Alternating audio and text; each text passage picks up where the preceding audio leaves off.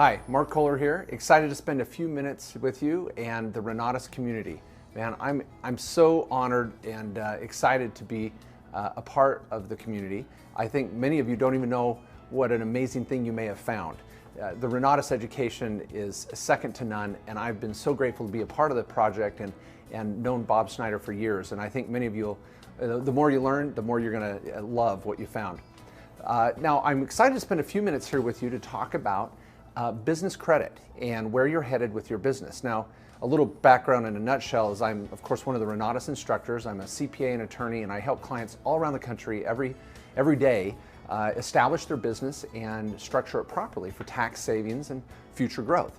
So this business credit thing is a really, really important topic, and I want to make sure that you have the right options and make the right long-term decisions on what type of business credit approach you take. So I'm going to run to the whiteboard here in a minute and give you some of those alternatives, give you some suggestions, and hopefully point you in the right direction. And I want to again say thank you for taking a few minutes to watch this. Okay, so let's talk about this business credit. And that's the first point. It's business credit, so it's going to be booked as a transaction in your business as a liability, and the interest that you pay is going to be tax deductible.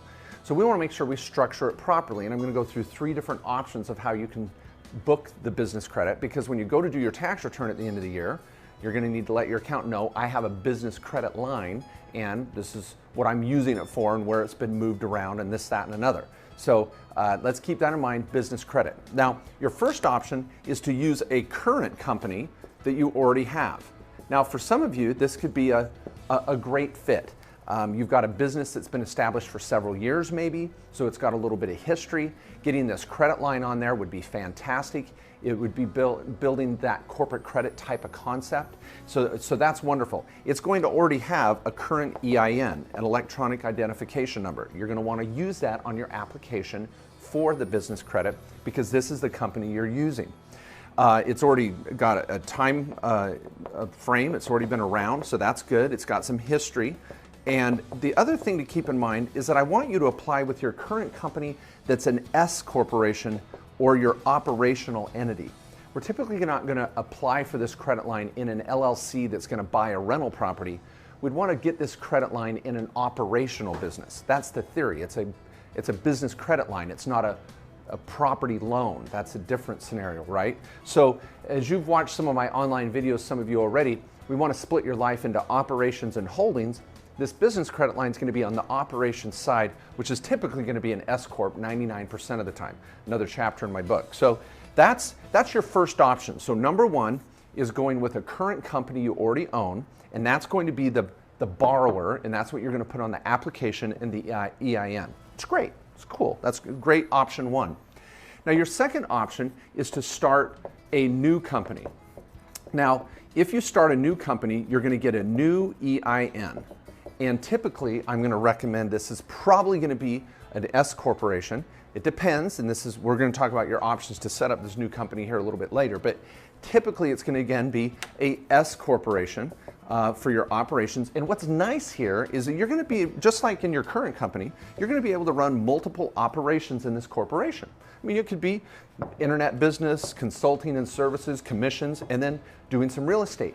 Also, once you get the credit line here, you can suck the money out as either a distribution, or we could loan it to an LLC, and that's where you're going to maybe buy some long-term real estate. So it doesn't mean you can't use this credit line for long-term real estate, but we want to fund the operational entity, then extract the money from there and fund the LLCs if you're going to do some long-term projects, or even partner with others, because that'll be a new entity if you're going to partner with others. So the new company could be great. Now I want to mention this rather than, and I'll show a distinction here. Your third option is to do no new entity. You're just going to set up a sole prop or a sole proprietorship. Now with a sole proprietorship, and I usually use little lines, it's not a formal entity. And so ultimately you're going to have to set up a company because you're going to be growing your business. That's the purpose of this. It's going to be startup capital for education and buying property and equipment and all that good stuff. If you're getting an EIN here and you're just going to let the lender apply for that EIN, just do a sole proprietorship. But once you're ready to set up an entity, this sole prop goes away.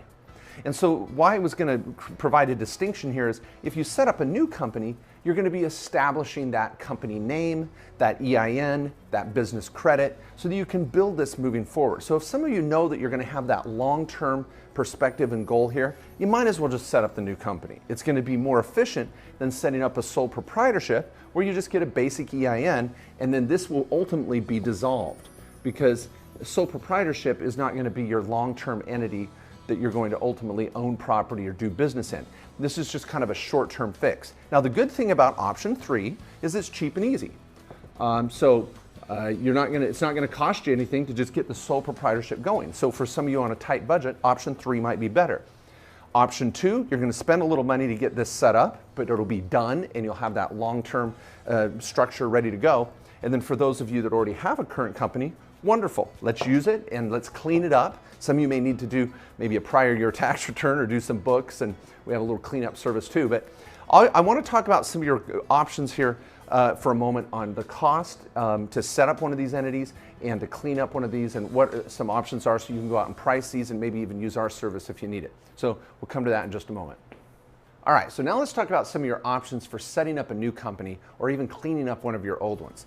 Now, I speak about this as a consumer advocate in a lot of ways, because that's the theme of my first book, Lawyers Are Liars, The Truth About Protecting Our Assets, is there's so many scam artists out there that want to overcharge you to set up maybe something a little too elaborate.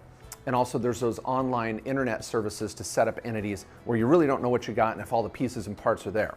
So we've designed a couple options at our office, and I want to just explain it so that you have something to compare when you go out there. I don't want to make this sound too salesy, but this could be a really good help for you as you go out and again shop for setting up your entities. So if we're going with route number 2, and we're going to set up we have two different options for setting up an entity, and some of you may have seen that little flyer about describing some of this in your online area or something, that you can see that. Okay, sorry, I'm going to start over again.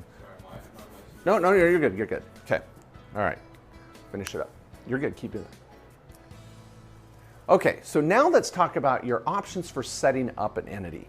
You've really got 2, and I'll focus on those here in a moment. But I want to say I really feel like a consumer advocate in this area, and this was a theme of my first book I wrote, Lawyers Are Liars, is that there's just so many scams out there. People that oversell entities and charge too much. They don't even give any decent advice or along the way. They just kind of scare people into entities. And then there's the online services where you're not sure what you got, and even though it was cheap, you end up having to clean it up a year later.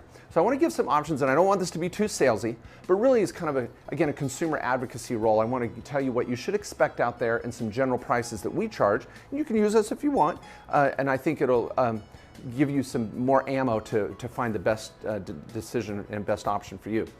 Now, some of you may have even got that flyer where I described the 3 options and then setting up so that you can reference that too, and that could be in your business center or something like that. Now, your 2 options for setting up an entity, and this is really what we feel nationwide is really what they are, is number 1 is using a paralegal service. And we have a paralegal service at our office. We've got a discount in a website that you can go to for Renatus students only, 10% off, so I'll give some pricing here so you know.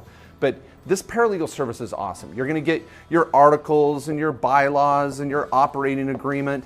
You're going to get the stock certificates. You're going to get the corporate book, the tax ID number, the S election. All these pieces and parts should be included, but with the support of a paralegal. Now, we charge $400 for an LLC or $450 for a corp, 10% off, you're under $400. Then there's going to be a filing fee depending on what state we set it up in. But again, very, very affordable when you start to compare. Our service is cheaper than LegalZoom. When you go to LegalZoom, they say $99 to set up an entity, but then you're going to click all the boxes you're supposed to, and it'll add up more than this real quick. So this is your paralegal service. So shop around. You're going to be in that range of $400 to $450, and make sure you get all the pieces and parts. If some of you think, oh, I can set up an entity online for $50 at the state, and I can get my tax ID number online for free. Okay, that's only a small part of setting up an entity. You need all these pieces and parts to open a bank account. And if you ever get sued, all of this is going to play into it. And if you get audited by the IRS, they need to see all these documents. So it's much, much more than just going online for $50 and thinking you can knock it out on your own and skipping all this. So that's just a word of caution. Now, your other option is going with a full service. Now, this is where you could, again, go down the street and talk to a lawyer in your area. Be careful for people that are not lawyers trying to set up entities for you. CPAs should not be setting up entities, and certainly not some guru that's going to set up the entity for you. That's the unauthorized practice of law. So you need a lawyer in this mix that can prepare the entity. Now, if you do an online service where there's no advice, it's fine. You don't have to be a lawyer to just set up an entity. But if they're going to give advice, that's where the lawyer comes into play. So we help clients in all 50 states and get on the phone and do that. But then what's nice about the full service, and this is going to be, again, locally, shop around, is you should get all this paperwork and get the consult and support that a lawyer should, explaining which entity you're choosing, why.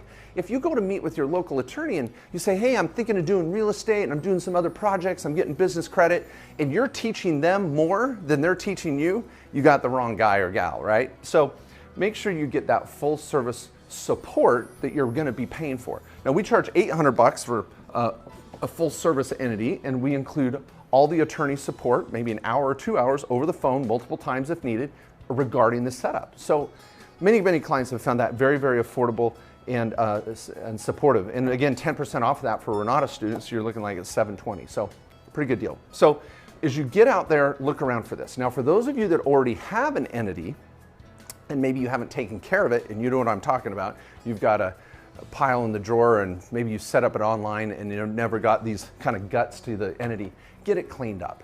There's services you can use for that. We're going to charge $300 or $400 to just get the meat and potatoes done with a corporate book.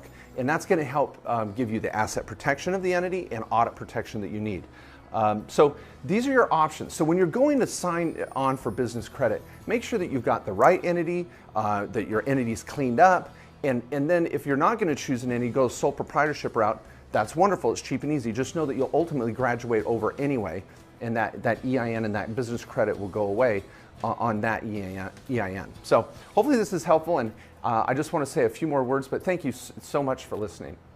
Well, I'd like to just share a few parting thoughts, and these really come from the heart.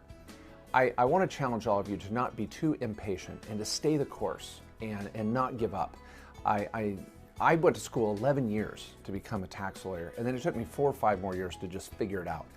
And I know, ladies, I look a little younger than that, but seriously, it takes a lot of time to build a small business and to also be good at a particular industry or skill set. And too many people, I think, go to a weekend seminar or go to a couple classes and then think, oh, well, this is a bad idea. The business didn't work. No. Take your time. Continue going to your weekly meetings, the monthly meetings, and don't give up. Continue to build other sources of income. Keep the day job, whatever it takes. This other source of income you might be building here, and the other assets you could be building, will pay off in the long run and give you more security and help you better achieve that American dream. Well, I'm not going anywhere. I'm going to be here, a part of the Renatus community for many years to come, and I'm grateful to be here. And please listen into all the calls, come check out the classes, watch my class. I hope I share something that'll help you in your quest as well. But don't give up, and don't expect quick results. Some of you may have that experience and make money right away doing some things, and others it could take a year or two, and that's okay. This is not a get-rich-quick scheme. It's a dream that takes hard work but can really pay off. So I wish you the best, and God bless you, and I'll see you around, I'm sure. So keep living that American dream.